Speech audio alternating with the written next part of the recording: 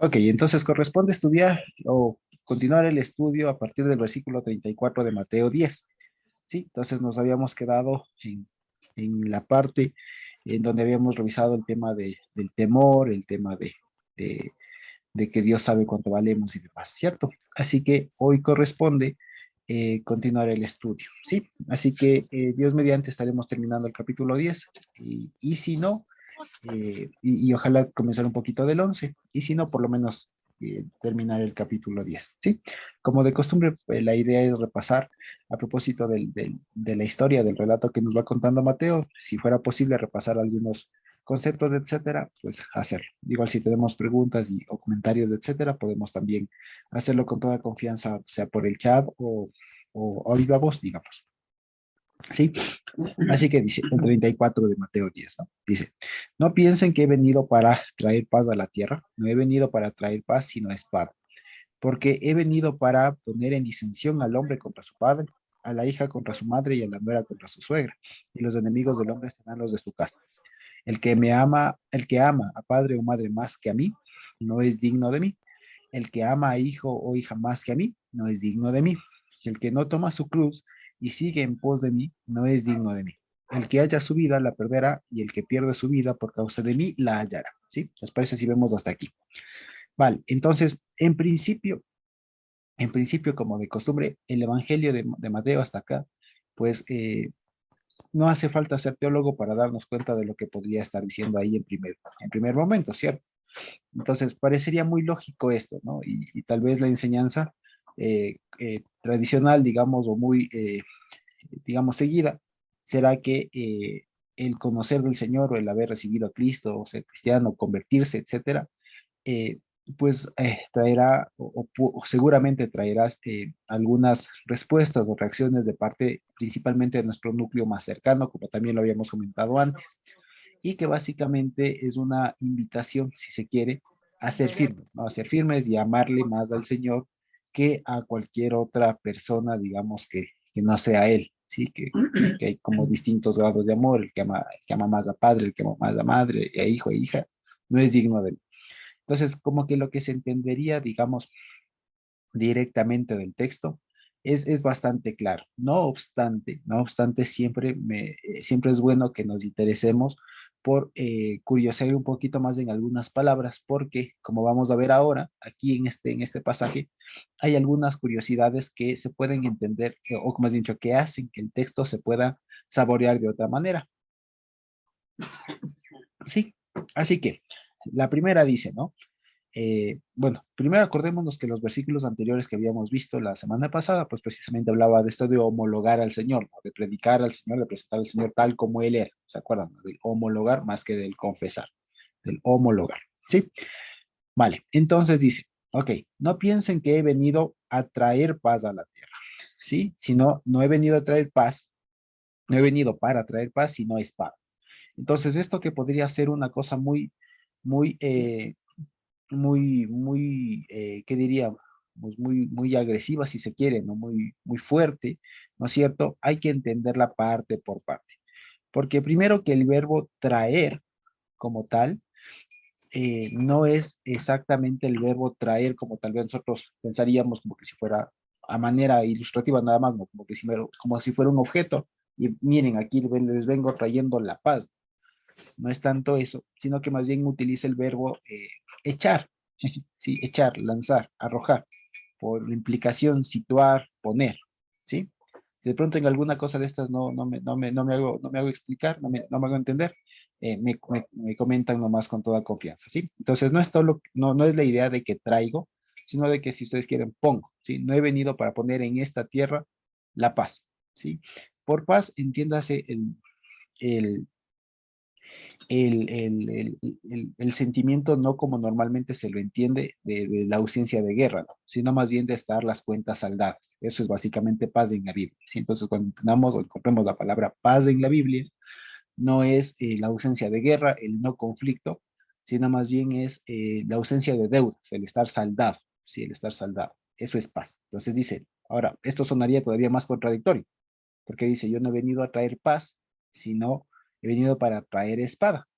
Ahora, Como bien lo anticipa Miguel ahí en el chat, la espada es la palabra, pero eh, vamos a ver, porque si bien la palabra o la figura de una espada fue utilizada más adelante en la Biblia como para simbolizar bien la palabra del Señor, el mensaje, etcétera, aquí está haciendo más bien un sentido más utilitario, más de herramienta, ¿sí? ¿Y qué se hace con una espada? ¿Qué hace una espada? ¿Qué hace una espada?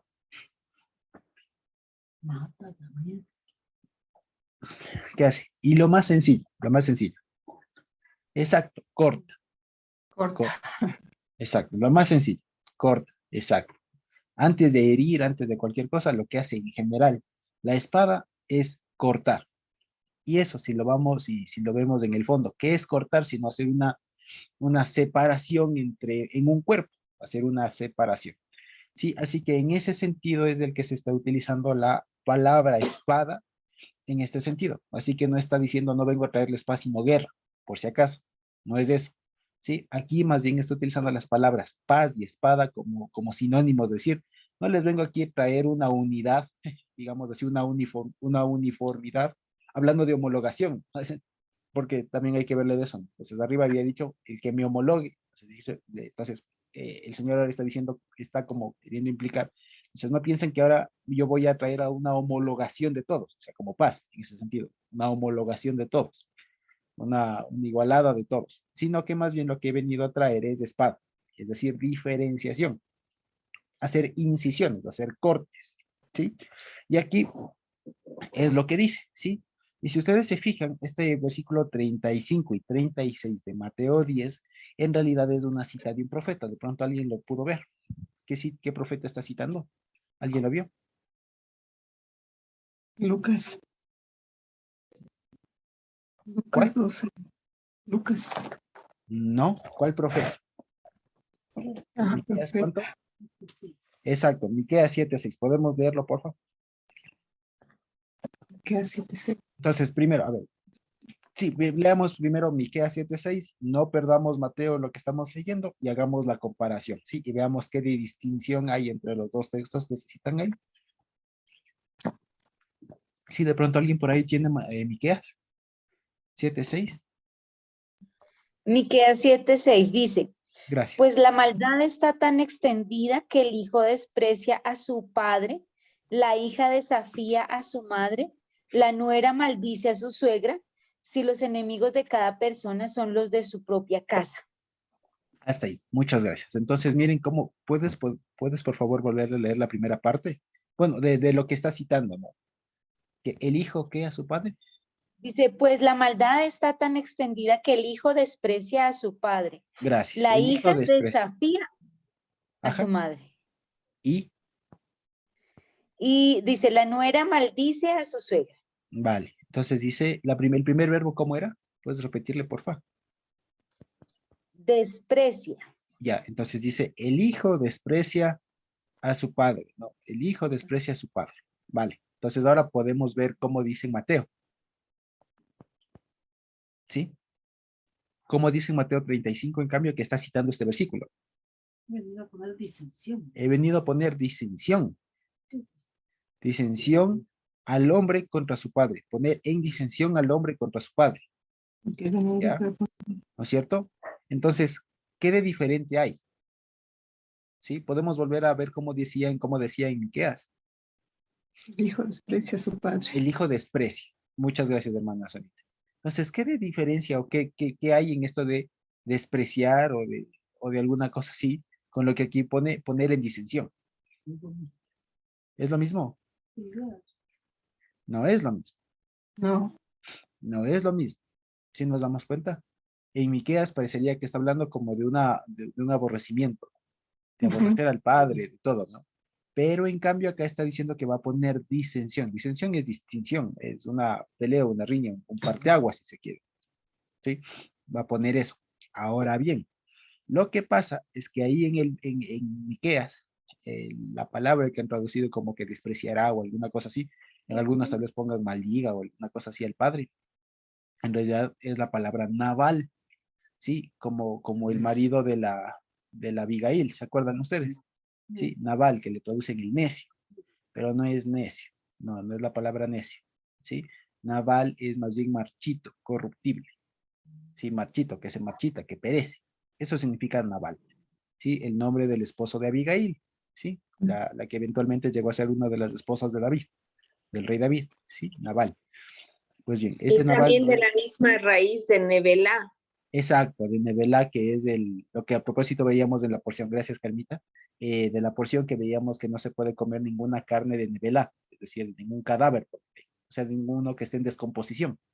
Viene la misma raíz naval, Nevelá, que es eso, estar en descomposición. Y esa palabra naval es la que aparece en Miqueas, ¿sí? La que aparece en Miqueas, que dice, y un hijo hará naval, es decir, corromperá a su padre, o hará corruptible a su padre, ¿sí? O alguna cosa así.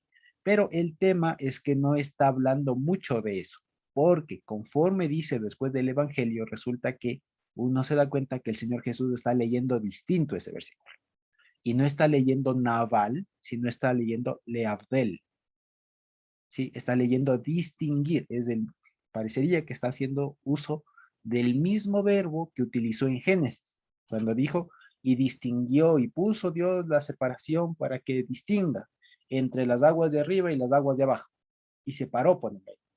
¿Ya? Ese mismo verbo estaría utilizando aquí el Señor. Es decir, el Señor Jesús está, si ustedes quieren, leyendo de manera diferente el profeta, ese versículo del profeta Miqueas para enseñar su punto. ¿Sí? Así que se debería entender más bien ese versículo como está aquí en el Evangelio. ¿Sí? Porque cuando vemos todo el contexto del capítulo 7 y anteriores de Miqueas, resulta que sí, describe una época como muy caótica, ¿no? Como muy caótica. De pronto podríamos decir que es una época sin valores, que ya nadie respeta al padre, a la madre, etcétera, y que podríamos muy fácil relacionarlo con épocas actuales. Pero el Señor Jesús toma ese mismo versículo, lo lee distinto y le da otro significado que tampoco riñe con ese. ¿Sí me explico? Sí, entonces el Señor Jesús aquí en Mateo está cogiendo el mismo versículo de Miqueas, lo lee de manera distinta y enseña algo a partir de eso. Entonces, en lugar de leer Naval, por así decirlo, lee Leavdel. Sí, que si no estoy mal, creo que dice Navalta o alguna cosa así, pero él está leyendo Leavdel o Laavdil, ¿sí? Que es distinguir, diferenciar, ¿sí? Entonces, esto, volviendo a lo de Mateo, no es otra cosa que, eh, que Jesús diciendo, porque he venido para no poner en disensión, porque esto sonaría muy, muy complejo, que el Señor Jesús venga a poner a pelear a padres de hijos. O sea, suena raro eso, suena muy extraño. Y a cualquiera de nosotros nos causa asombro decir, bueno, ¿cómo es que el Señor Jesús viene a poner en pugna a padres de hijos? Cualquiera de nosotros diría, pero no mandó Dios a honrar y padre y madre. ¿Cómo aquí me pone a pelearme con mi papá? ¿No? O a mi madre, ¿cómo así? Entonces, no es que les pone a pelear. Está leyendo diferente el versículo. Acordémonos, es una cita de Miqueas y está leyendo de una manera distinta. En español es poco probable que lo logremos relacionar, pero leyendo en hebreo se entiende que está haciendo una lectura distinta, ¿sí? De manera sencilla. Lo que está diciendo es que he venido a diferenciar, si usted quiere, a distinguir. A propósito de la espada que mencionó antes, viene a decir, ahora yo vengo a poner una espada, es decir, una diferencia. Si hago un corte, ¿sí? Hago un corte entre quién? Entre el hombre y su padre, entre la hija y su madre, y la nuera y su nuera, ¿sí? La nuera y su suegra, perdón. Y los enemigos del hombre serán los de su casa, ¿sí?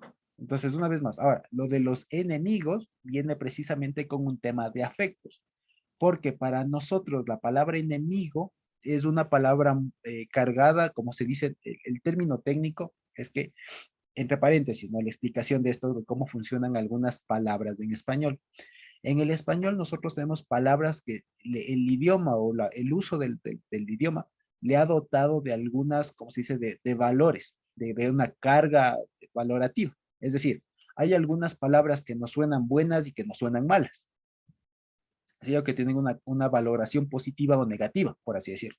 Entonces, si yo hablo, por ejemplo, solo la palabra amor, tiene ya una carga positiva. ¿Sí? No se usa la palabra amor de una manera negativa. Tiene de por sí una carga positiva. ¿sí? En cambio, cuando se habla de enemigo, ¿no es cierto? Tiene la palabra por sí misma una carga negativa, ¿sí? Hay otras palabras como mesa, por ejemplo. Eso no es ni positivo ni negativo, o sea, es otra cosa. Pero hay ciertas palabras como estas, amor, amigo, enemigo, etcétera, que tienen cargas valorativas, digamos, ¿sí? De que nos parecen más agradables y otras no. Ahora, el problema es que cuando uno piensa en enemigo, la palabra en español tiene una carga negativa muy fuerte, sí, muy fuerte, porque es del enemigo. Y si les pidiera, o si nos ponemos o si intentáramos definir qué es un enemigo, diríamos que es alguien que nos persigue, que nos odia, que procura nuestro mal las 24 horas o algo por el estilo, ¿cierto? Pero resulta que quitando por un momento la carga valorativa, esa carga negativa de la palabra enemigo, se puede entender más bien que el enemigo del amigo se difiere únicamente de acuerdo a cuánto se preocupa, si se quiere, por uno, ¿sí? Porque el enemigo en últimas es aquel que no se preocupa por uno, que no le ama, que no le interesa, ¿sí? Así que lo que quiero decir es que cuando pensemos bíblicamente en la palabra enemigo, más que enemigo que como aquel que procura el mal, debemos pensar de manera más gradual, digamos, ¿ya? De manera más gradual, como pensando incluso aquella persona a la que le somos indiferentes, ¿sí? No es que necesariamente procura mi mal, busca mi mal, me quiere destruirme, pero le soy indiferente, es decir, no hay afecto hacia mí de parte de él. Sí, es decir, ni me quiere ni me odia, o sea, le soy indiferente, no existe, por así decirlo. Entonces, eso es lo que la Biblia cataloga como oyef, como enemigo, entre comillas, ¿sí? Entonces, no es solamente, perdón, los que te odian, ¿no? Tus enemigos, ¿no? Sino aquellos que simplemente no son aliados, por así decirlo, no están de mi parte, ¿sí? Entonces, para que veamos eso, ¿sí? Entonces, claro, entonces, todo esto, ¿por qué? Porque cuando en Mateo 10:36 dice, ¿no? Y los enemigos del hombre serán los de su casa, entiéndase, los que no le amen, o sea, los que le sean indiferentes, por último. ¿Sí? No es que precisamente, aunque también puede haber casos, y los ha habido, que los de la casa precisamente cuando alguien se convierte son los que le persiguen, le hacen bullying, le excluyen, etcétera. Eh, pero indiferentemente de eso también hay otras en donde sin necesidad de ser amigos, porque también es de esto, a ver, como dice el Señor Jesús, los que no son conmigo, Están contra mí. no, el que no es conmigo es por mí, ¿no? Ah, El que no es conmigo es contra mí. O sea, son cosas de frío o caliente. No es un ujú. tema de, bueno, ni fu ni fa, ¿no? Entonces, todo aquel que no es del Señor o no es con el Señor, automáticamente es en contra. A pesar de que alguien puede decir, bueno, a mí no me importa nada, o sea, me es indiferente. No, esa persona que diga a mí me es indiferente, el Señor nos enseña que esa persona está de alguna manera no con nosotros, ¿sí? A diferencia de aquellas personas que incluso sin andar con nosotros profesan lo mismo, son afines, ¿sí? Para nada más por eso. Entonces, cuando la palabra aquí dice que los enemigos serán los de la casa, entiéndase, aún los indiferentes, ¿sí? O sea, no son los que van a procurar específicamente nuestro mal, sino que incluso pueden ser desde alguien que sí procure el mal, ataque, etcétera, a alguien que simplemente, pues ya, o sea, no me importa, ¿no? Para que veamos eso. Entonces, ¿por qué digo todo esto? Porque por lo general nosotros a la palabra enemigo le damos una carga muy fuerte, eh, como de una cosa, o como de alguien que hace algo en perjuicio de uno. Entonces ese es mi enemigo. Pero si yo, por ejemplo, les digo el señor de la tienda, pues, o sea, o el señor de cualquier tienda, no voy a otra ciudad y voy a la tienda, ese que dirán, pues es mi enemigo, no, pero es mi amigo tampoco. Me explico. Entonces, por poner el ejemplo, ¿no? Una persona así, pues, no cae en el concepto tradicional de enemigo, pero bíblicamente hablando, si esa persona no confiesa al Señor Jesús como su Señor y Salvador, no está con nosotros. ¿Sí? A eso es a lo que va. En últimas, ¿qué quiere decir todo este versículo? Que el Señor no vino a homogeneizar así automáticamente a todos, sino más bien a causar una distinción, a causar una separación para saber quiénes son de Él y quiénes no son de Él. Y eso lo explica de manera más fácil todavía en los siguientes versículos. ¿Sí? Entonces dice el versículo 37, en adelante. El que ama, vean que habla de afectos y desafectos, ¿sí? El que ama a padre o madre más que a mí, no es digno de mí. El que ama a hijo o hija más que a mí, no es digno de mí. Y el que no toma su cruz y sigue en pos de mí, no es digno de mí. ¿Sí? Hasta ahí. Entonces, ¿qué entendemos por esto? Primera reflexión que quisiera que la podamos hacer juntos es, ¿cómo entendemos esto de no es digno de mí? ¿Qué se entiende por eso? No es digno de mí. ¿Qué se entiende eso de no ser digno de alguien Ya no se merece. que no se merece? ¿Ok? ¿Y eso qué es?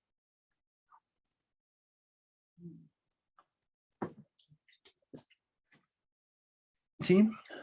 No es digno de estar en la presencia. Ok, ¿vale? Y en últimas, ¿qué es de eso? No es digno de mí. ¿Qué es? ¿Qué se nos ocurre?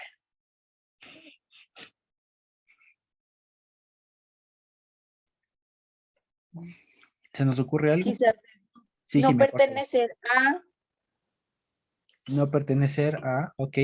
Pero eso yo de no dice no ser, ser apto, sí, no ser apto. no ser apto, ok. Pero esto de no ser digno de mí, se suena muy fuerte, ¿no? ¿No les parece que suena muy fuerte? Sí. No es digno de mí.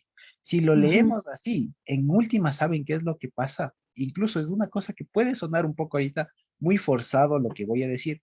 Y sí, es algo forzado.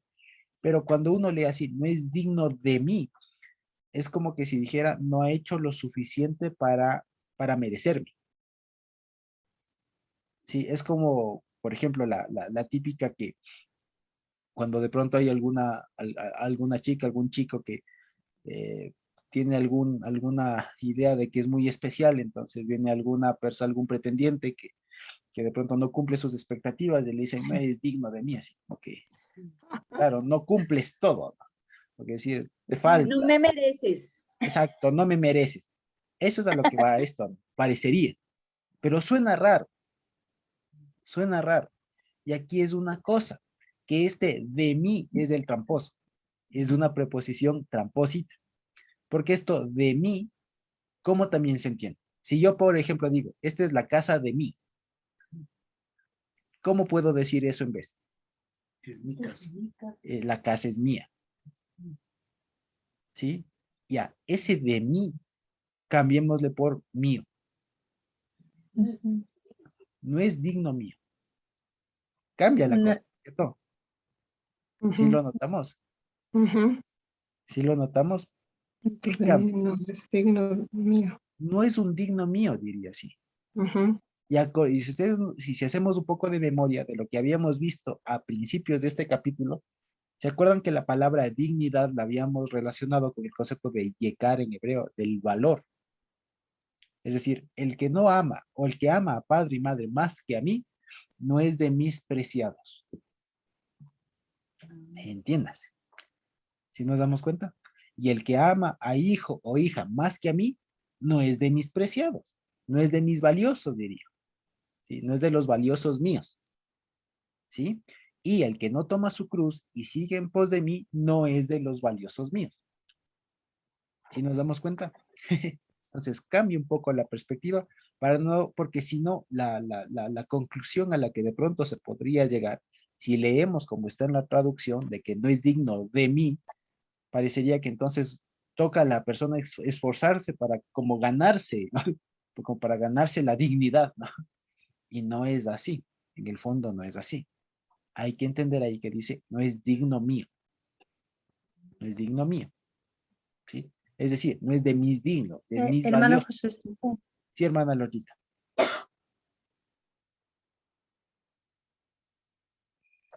em, me- la verdad es que alguna vez en algún momento yo tuve un conflicto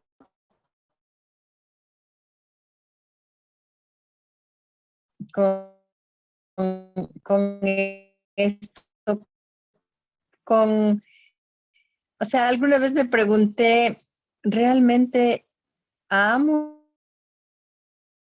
a Dios? yo, porque al esposo, al hijo, al nieto, una que uno tiene un afecto especial, o sea, es fácil,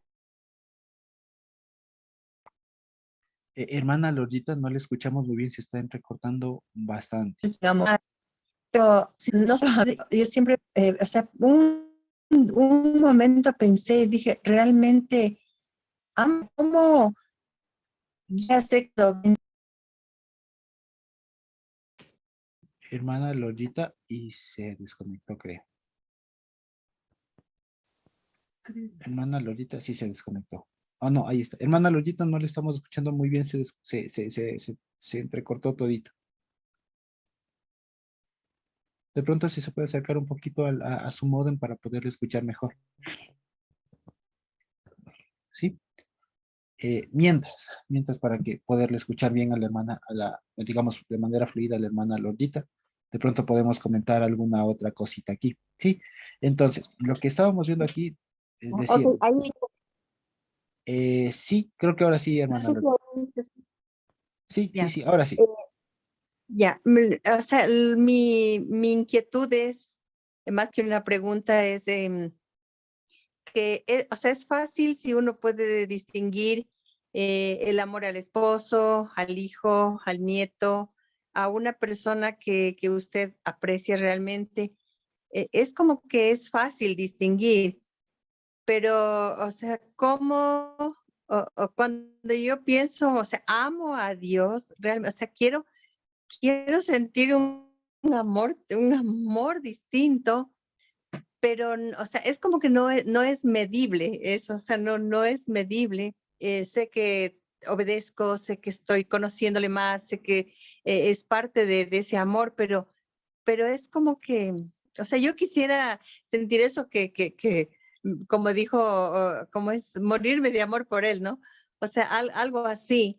No sé si es que con Dios pasa eso, en lo divino, porque en lo humano es como que es más fácil distinguir. No sé si me hago entender, pero es como una, para mí no alcanzo a entender o a medir ese amor. Ok. No sé si es que le entendí bien la inquietud, pero era respecto, o sea, quiere decir más o menos de, o sea, cómo manifestar, cómo expresar estos diferentes, digamos, aspectos del amor, algo así. Ajá, como que en lo humano uno puede medir, pero en lo divino es difícil, o sea, no se alcanza a dimensionar. Ah, vale. Ok. Sí. Y es una excelente pregunta, hermana Lorita, porque nos permite precisamente hablar del concepto de amor, ¿sí? Y creo que también ahí es el asunto. Y si nosotros preguntamos y de pronto conversamos con cualquier persona respecto del amor, de qué es el amor o de si ama a algo o a alguien, pues en última se está hablando normalmente, coloquialmente, de un sentimiento o de una emoción en determinados casos, pero más que nada creo que se diría que el amor es un sentimiento, ¿sí? Pero el problema es que bíblicamente el amor no es un sentimiento, ¿sí? ¿Por qué? Porque en últimas, ¿saben? En últimas, los sentimientos se pueden reducir a, como diría su esposita hermana Lorita, se reducen ¿cómo se dice? A reacciones bioquímicas que pasan en nuestro cerebro, ¿sí?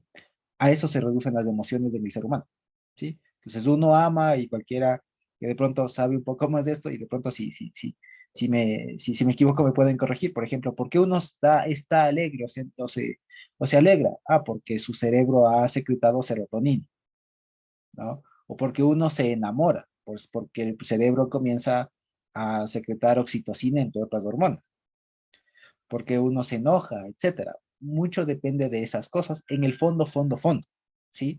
Entonces, el asunto es que uno piensa que cuando la Biblia habla de amor, de este tipo de cosas, nosotros lo asociamos con sentimientos, con reacciones humanas, así como se acuerdan que la semana pasada hablábamos del miedo, que era una reacción humana. Pues bueno, el amor, como lo entendemos normalmente, sí es una reacción humana, pero eso no es lo que se entiende por amor bíblico, porque por lo general ahí es cuando muchas veces se complica un poco las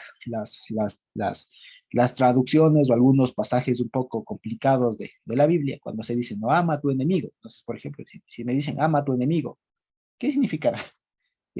Si lo entiendo con mentalidad nuestra, ¿no? De ahora, tengo un sentimiento de afecto un poco hasta irracional por tu enemigo, no sé, tendría que enamorarme del otro, alguna cosa por el estilo, ¿no? O sea, de mi enemigo, cosas por el estilo, pero obviamente no está hablando de ese sentimiento. Cuando dice que Dios amó al mundo, ¿o no? Que de tal manera amó Dios al mundo, no significa que Dios se enamoró, no sé, no, el amor, bíblicamente, ahabá, si ustedes quieren, ¿sí? Ahabá es el amor, se debe entender como la entrega, más que nada, ¿sí? O la capacidad de preocuparse por el otro, de poner su vida en favor del otro, ¿sí? Eso básicamente es del amor. Y eso se entiende precisamente a partir de Juan 3:16. Ese es el concepto de amor. Porque de tal manera amó Dios al mundo que, ¿qué? Que dio. Dio su, Exacto. Dios. que dio su vida. Que se dio a sí mismo, ¿ok? Ujú. Ese es el concepto de amor bíblico. El concepto de amor bíblico se mide, si ustedes quieren, en la cantidad o en la capacidad de entrega o de, ¿cómo se dice? Bueno, de entrega o de disposición total de uno en favor de otro, ¿sí? Por eso dice, de tal manera amó Dios al mundo que entregó, que dio, ¿sí? Esa capacidad de despojarse uno, ¿sí? Entonces, ahí va el tema, ¿sí? El Señor nos pide que le amemos según el Shema, ¿ustedes se acuerdan? Que amarás al Señor tu Dios, ¿sí? Entonces ahí dice, amarás, es decir, debes de estar dispuesto a entregar al Señor tu Dios tu corazón, tu cuerpo, todo, y tu abundancia, ¿sí?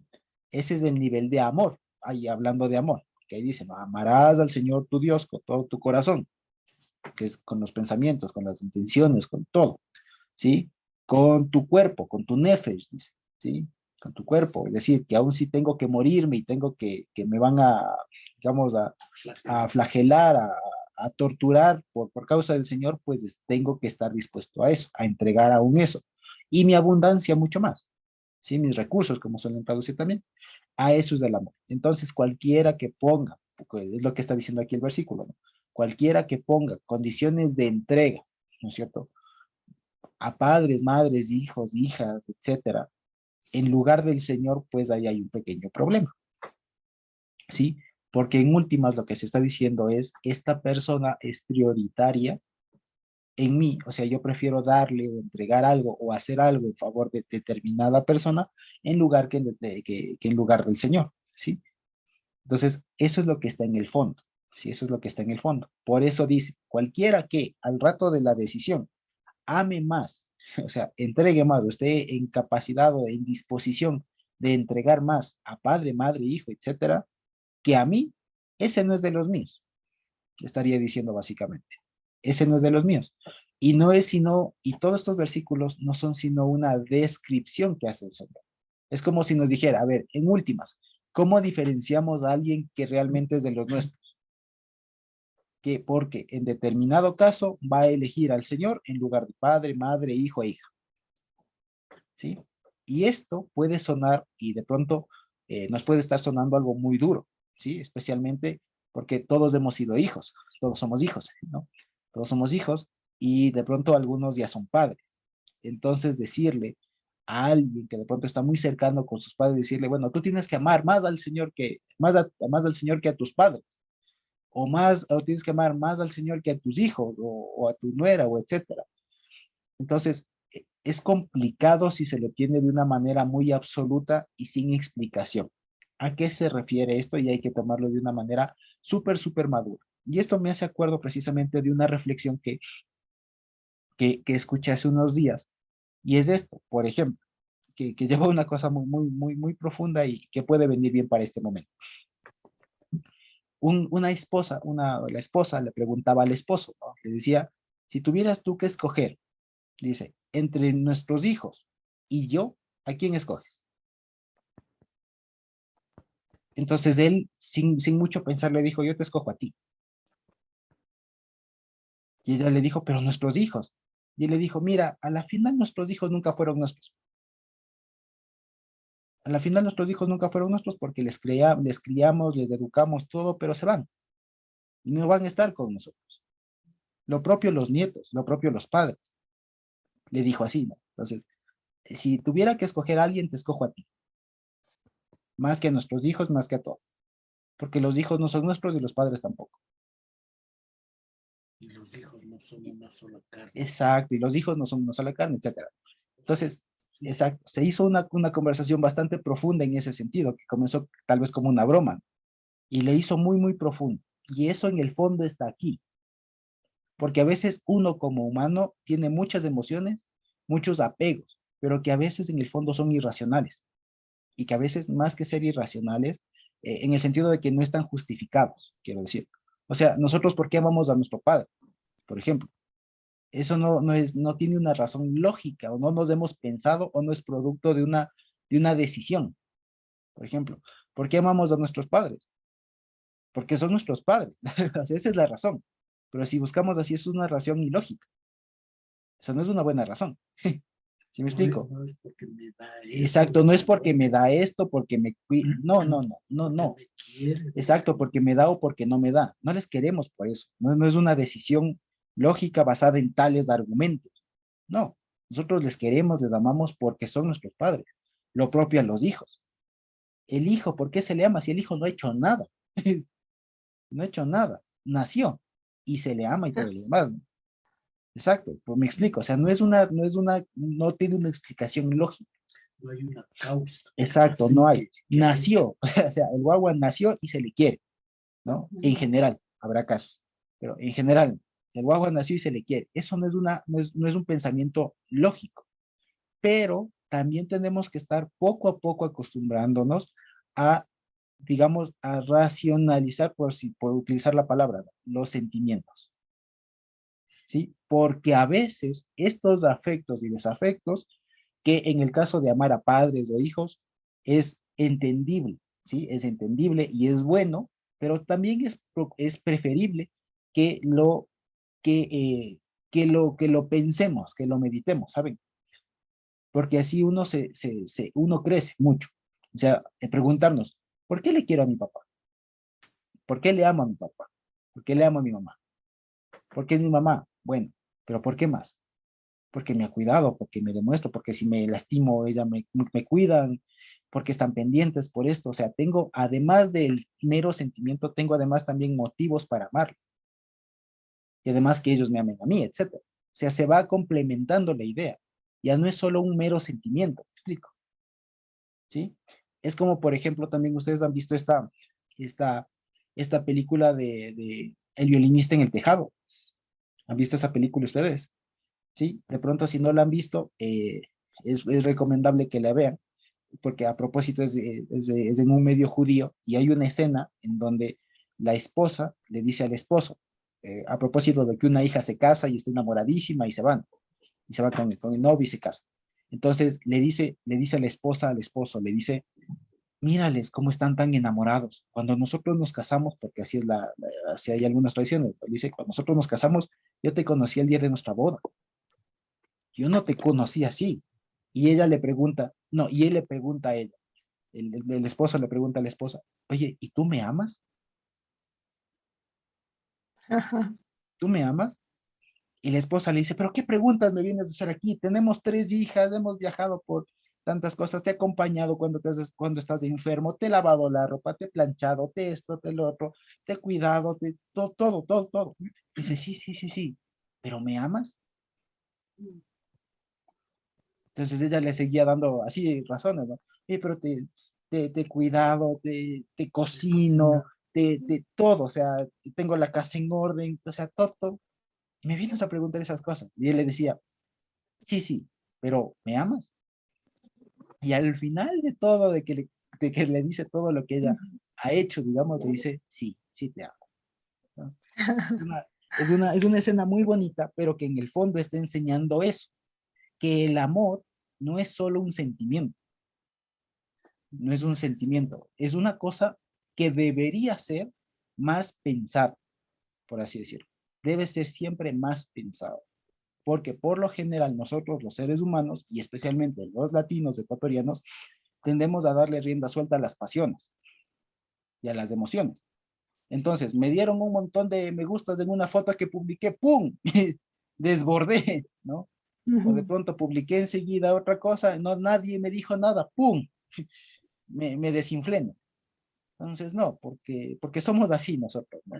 Entonces, no, las emociones por lo general pueden ser razonadas y deben ser pensadas, porque si no, vamos a ser Simón Simón, ¿no? Que está sub y baja por ahí. Entonces, a eso es a lo que va cuando aquí dice, el que ame más a padre y madre, ¿sí? Y en determinados casos, créanme, en determinados casos, debemos de estar segurísimos, en todos los casos debemos estar segurísimos de que amamos más al Señor que a nuestro padre y a nuestra madre. Y a nuestra esposa, a nuestro esposo, a nuestros hijos, a nuestras hijas. Que suena durísimo, pero que ha habido casos en donde por el hijo haberse convertido, los papás le botaron de la casa. Claro. Le botaron de la casa, o la esposa le tocó pasar cosas horribles porque ella se convirtió y el esposo no, o viceversa, o que los papás siendo viejitos se convierten y el hijo les bota de la, o sea, de la casa. Ha habido casos y casos, pero debemos saber que eso es a lo que debemos en última instancia estar dispuestos a, ¿sí? A amar más a Dios que a nuestro padre, madre, hijo, hija, etcétera, etcétera, ¿sí? Porque en últimas, la salvación, como se dice, es de uno. El padre, la madre se les quiere y todo lo demás, pero el que está en juego, digamos, el que en últimas, en ese momento está mostrando la señal o una muestra de que es pueblo santo, es uno, ¿sí? Y acuérdense, por ejemplo, viene a colación también el ejemplo que veíamos, ¿se acuerdan ustedes de la porción de Vayeslav, de Jacob cuando se encuentra con Esaú? Si se acuerdan la conclusión a la que llegábamos, que Jacob en esa porción le está diciendo entre líneas al hermano cuando le dice, ya vengan, juntémonos, vivamos juntos, y Jacob al hermano, al mellizo, le dice, sí, sí, todo lo que tú quieras, pero anda, porque no somos de lo mismo. O sea, ¿se acuerdan que llegábamos a la conclusión, antes de darle la palabra a Abby, ¿se acuerdan que llegamos a la conclusión de que Jacob en esa porción le dijo a su hermano, no eres mi hermano? Por ejemplo, ¿no? Entonces debemos estar lo suficientemente maduros para que no nos choque esto, porque eventualmente puede ser que nos pase. Dios bendito y sea nuestra oración que no pase eso como solemos decir, ¿no? Que toda nuestra familia proceda al arrepentimiento, que Dios les escoja, que Dios les salve, pero si es que no se diera, debemos también estar conscientes de que se puede dar y que en últimas, y que en muy última instancia, el Señor vino a esta tierra precisamente desde el principio, desde el Génesis, para distinguir entre la luz y las tinieblas. Y que en eso se tienen que plasmar las cosas, ¿sí? Aún en nosotros y en nuestra familia, en nuestro círculo más cercano, más íntimo, más cercano. ¿Sí? Abby estaba pidiendo la palabra. O Dieguito.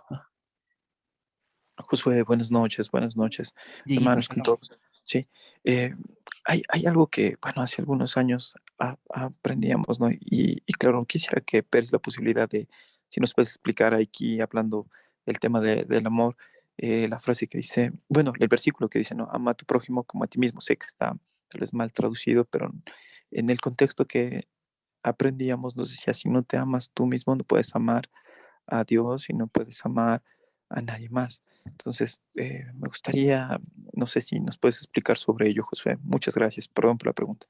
Sí, muy bien, muy buena pregunta. Y sí, precisamente parte de ahí, ¿saben? Y hay una cosa que a veces nosotros también, la práctica cristiana por mucho tiempo puso el énfasis en el otro, que hay que dar, que hay que servir, que hay que despojarse, que todo lo demás, pero eso tiene un presupuesto, y es lo que dice también el Salmo. Cuando hayas visto primero por ti, los demás te alabarán. Eso dice el Salmo.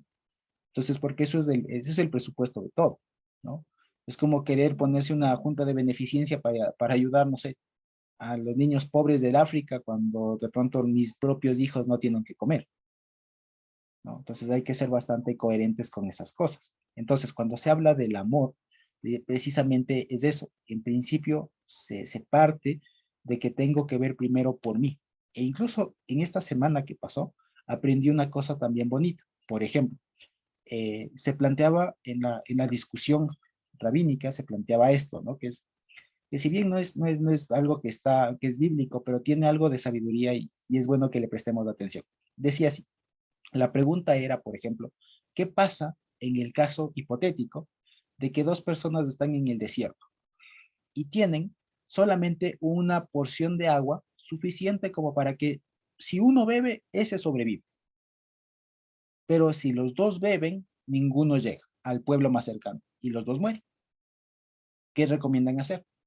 ¿Que los dos tomen poco a poco o que ninguno tome, o que tome uno y que ese viva? O sea, porque también la cosa era que si tomaba el agua, entre que llegaba al pueblo más cercano, el otro se moría, ¿ya?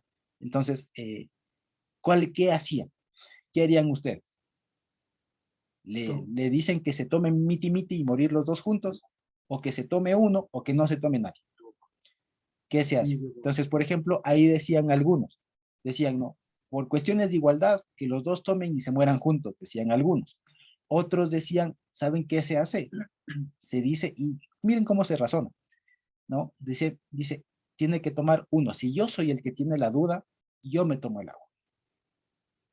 Y yo me salvo. ¿Saben por qué? ¿Saben por qué? También es otra, ¿no? No se plantearon eso. El que uno tome para que lo lleve al otro. Es una buena cosa, ¿no? Pero les cuento cómo lo resolvieron, ¿no? Dice, ¿saben por qué tiene que tomarse uno? Uno, porque está escrito, y tu prójimo vivirá contigo. Eso implica que tú estés vivo. Si tú no estás vivo, no puede tu prójimo vivir contigo. Miren ustedes. Es un argumento muy simpático. No digo que esté bien, ¿no? Da para comentar un montón de cosas, ¿no? Pero el tema ahí es que, claro, partían del tema de que primero hay que ver por uno. Porque si yo no estoy bien, ¿cómo después puedo ayudar o pretender ayudar a otro? Si yo no estoy bien. Ese es el punto de partida, ¿sí? Es cierto, pero no viene al caso en los momentos en donde uno tiene que despojarse, que tiene que ver por los otros encima del bien de uno, etcétera, que son otros. Pero el punto de partida, el ideal, es que primero tengo que estar lo suficientemente bien, no digo súper bien, ¿no? Pero lo suficientemente bien como para pretender ayudar a otros. Es también parte de lo que se acuerdan que veíamos al principio de Mateo, cuando decía, oye, pero hay que ser coherentes. ¿Cómo quieres ayudarle con una pajita sacando del ojo del otro si tú tienes semejante viga? O sea, va por ahí el tema. Sí, va por ahí el tema. Cuando uno quiere ayudar, cuando uno quiere amar al otro, el presupuesto es que primero uno me ame a mí, se ame a sí mismo. Porque si no, ¿cómo entonces? Y eso, por ejemplo, también se ve mucho se ve en las relaciones, en algunas relaciones de pareja, ¿no? Que a veces, por no amarse uno mismo, resulta que vuelca todo el amor al otro y lo que hace es crear una situación de dependencia y por así decirlo, ¿no? Una mala educación hacia el otro. Porque como uno mismo no se ama lo suficiente, como por decirlo así, entonces genera del otro que este depende de mí, yo le hago lo que quiera, ¿no? Entonces, ese es el presupuesto. Ahora, en última instancia, y volviendo al tema de acá, a propósito de lo que decía Dieguito, el presupuesto también es ese, y que nosotros estemos conscientes de que por amor a mí mismo, por así decirlo, no por egoísmo, ojo, no por egoísmo, sino por el suficiente amor y el debido amor que me tengo que tener a mí mismo, a mi vida y demás, y que esa vida, además, lo que está diciendo acá más adelante, va a decir que eso lo recibí de parte del Señor, que no soy yo, sino que es el Señor que está obrando en mí. Por eso tengo que obrar de manera consecuente, no conmigo, no con el otro, sino de manera consecuente con el Señor. ¿Sí? Eso es lo que está diciendo en últimas. ¿Por qué tengo que preferir? La pregunta sería esta, ¿sí? Replanteando. ¿Por qué tengo que preferir al Señor y no a mi padre, a mi madre, a mi hijo, a mi hija, etcétera? ¿Por qué? Porque mi vida no es mía. yo le pertenezco al Señor. Por eso le tengo que... Exacto, no le pertenezco a nadie de ellos. Precisamente, muy bien. Exacto. Entonces, por eso, por esa razón muy de fondo, es que nosotros debemos escoger y escogeremos Dios mediante siempre al Señor. Aquella persona que no ha nacido de nuevo, que no tiene el amor de Dios en sí, va a escoger cualquier otra cosa.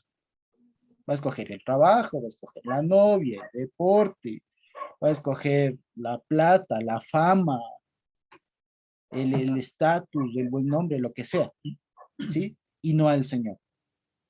Porque en el fondo no ha nacido el amor de Dios en él, en esta persona.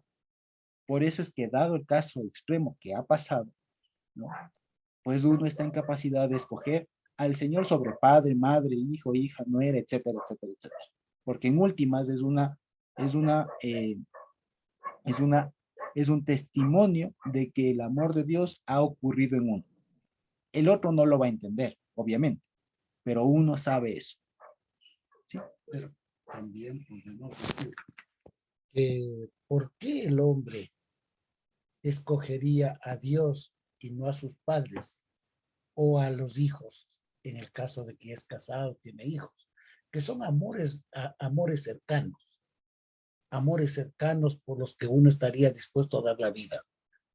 Pero ¿por qué tendría que escoger a Dios en primer lugar por sobre los padres que diríamos así, le dieron la vida o le dimos la vida a nuestros hijos? Porque yo no hice nada para que Dios me ame. Yo no hice nada. Él hizo todo, porque Él no tiene amor. Él es del amor. Esa es la definición de Dios es amor. Y entonces, sin que yo tenga mérito alguno, Él me amó. Porque querramos o no, yo le amo a mi hijo o a lo que sea. Le amo porque salió de nosotros y le damos algunas razones. Pero ¿qué razón tendría Dios en amarme a mí? Yo no hice nada por él. Es más, ni le conocía. Pero él me amó. Ese es el amor que cubre todo. Es el amor en su máxima expresión. Entonces, yo tendría que, entre todos los amores que hay, tengo que amar supremamente a aquel que me amó primero, aquel que me escogió, aquel que me amó sin que yo tenga mérito alguno, aquel que me amó sin que yo tenga nada. ¿Qué puedo darle? Porque algo tiene un padre para amar al hijo. En última instancia uno puede decir, es que él proviene de mí, es mi proyección o lo que sea. Pero yo no tengo nada de mérito para que Dios me haya escogido. Él me escogió por el puro afecto de su voluntad. Entonces es el amor que supera a todos los amores.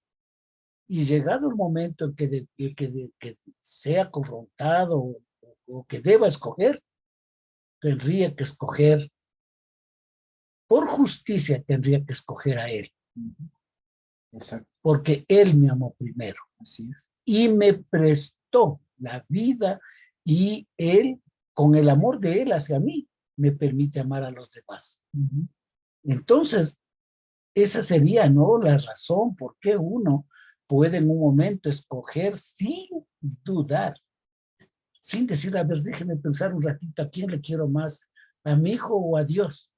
A ver, déjeme ver, a mi mujer o a alguien así, ¿no? O sea, el cristiano no puede tener un ápice de duda cuando se trate de escoger cuál es el amor de su vida.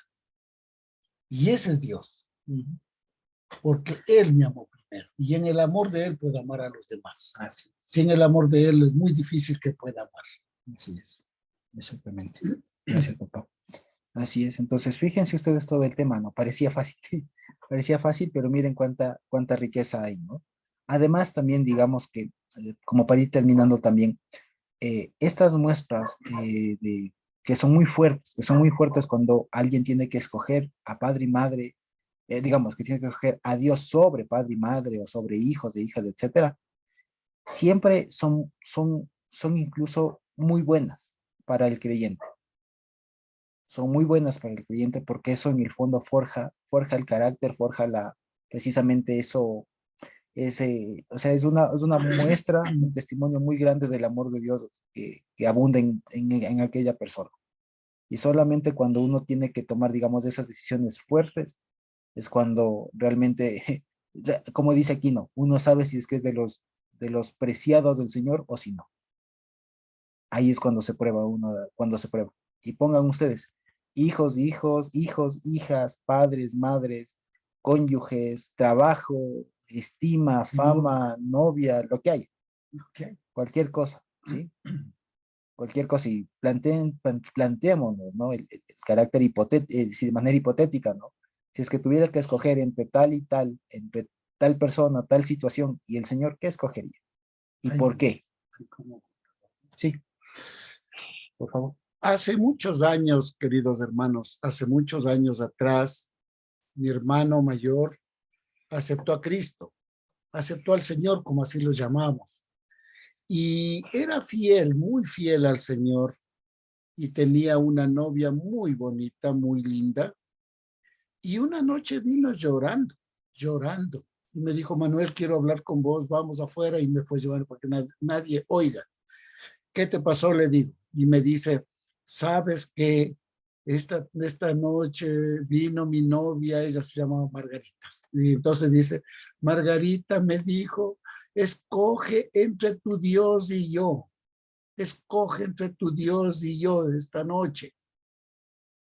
Y entonces dice él llorando, me dice, y yo escogí a mi Dios y estoy destrozado porque se acabó el amor con ella. Hiciste la mejor decisión, le dije. Hiciste la mejor decisión. Tuve que escoger a mi Dios. ¿Cómo puedo escogerle a ella aunque le amo, aunque no puedo vivir sin ella? Pero le escogí a mi Dios. Dios nunca te dejará ni te desamparará. Hiciste la mejor decisión y sí, Dios le bendijo después a él. Una gran decisión, porque si uno en un momento tiene que escoger, si alguien le pone a escoger a uno, puede ser el ser más querido, tu Dios o yo, sin dudar, Dios. Si uno escoge a otra persona, no, a vos y con vos y a Dios, no hay tal, no es posible. Tiene que ser indefectiblemente escoger en primer lugar a Dios. Si no hay esa decisión y esa capacidad de decidir sin dubitar en Dios, entonces podemos decir, como le dijo a Pedro, ¿me amas? Y entonces nuestra convicción plena tiene que ser, amo a Dios sobre todas las cosas. El momento que entendemos esto y que estamos dispuestos a dejar todo por Dios, entonces está cumplido aquello que dice en Deuteronomio, sí, ¿me amas? ¿No? El que no me ama sobre todas las cosas, entonces no es digno de mí. Claro, ¿cómo voy a hacer si Él entregó todo por mí? Yo no soy capaz de entregar algo. ¿Sí? Vale, gracias. Así es. Y me había olvidado. No sé si con todo lo que acabamos de decir está respondiendo la pregunta tanto hermana Lorita como Dieguito. Casi me olvido.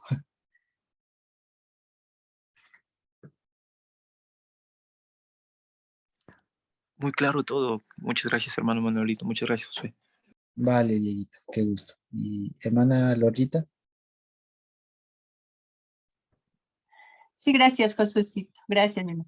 Vale, perfecto. Ok, igual con todo, siempre debemos saber, ¿no? Lo que vayamos estudiando aquí en conjunto y demás, no significa que ya hayamos agotado todo lo que puede dar este versículo, este pasaje, ¿sí? Acordémonos que si bien lo que también intentamos hacer en este espacio es ver o, digamos, eh, algún otro aspecto que no se haya dicho ya respecto de estos pasajes, ¿sí? Sin querer decir que lo que de pronto hayamos aprendido de ello no lo sea, sino ver, como se suele decir, estirar un poco más la sábana, a ver hasta dónde da, ¿no? A ver qué más da, ¿sí? O para ver qué más hay. Pero precisamente eso es a lo que también estamos invitados todos cuando lo volvamos a releer. Acordarnos de lo que ya habíamos estudiado, de lo que ahorita estamos hablando y lo que el Señor nos siga revelando en el futuro a partir del mismo texto, porque fuera de este texto no va a haber otro que el Señor nos dé, ¿no?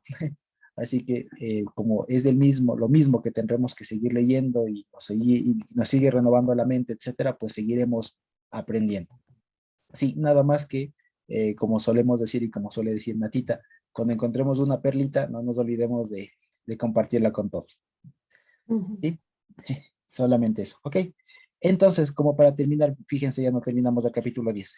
El 39, en el versículo 39 del capítulo 10 de Mateo dice, ¿no?